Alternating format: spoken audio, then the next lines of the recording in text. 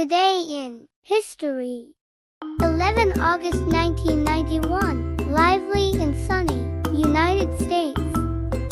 Dear Diary, today was such an exciting day.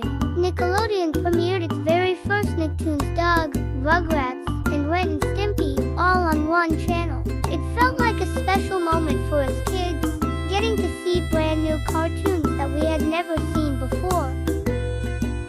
The Nicktoons came at a time when children's TV needed something fresh and fun. The shows were different from anything we'd seen before, with Doug dealing with middle school struggles, Rugrats following adventurous babies, and Ren and Stimpy being wacky and unpredictable. Before this event, we mostly watched reruns of old cartoons or shows for adults. But then Nickelodeon decided to make their own cartoons just for kids, and that was a big deal. It meant more shows that were just right for us.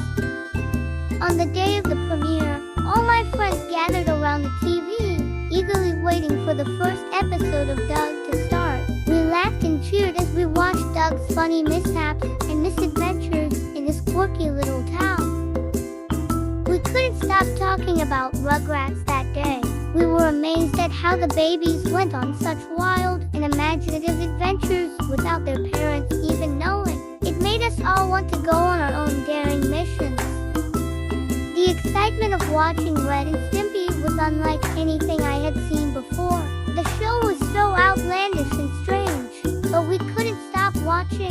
It was like stepping into a whole new world of bizarre humor and crazy antics.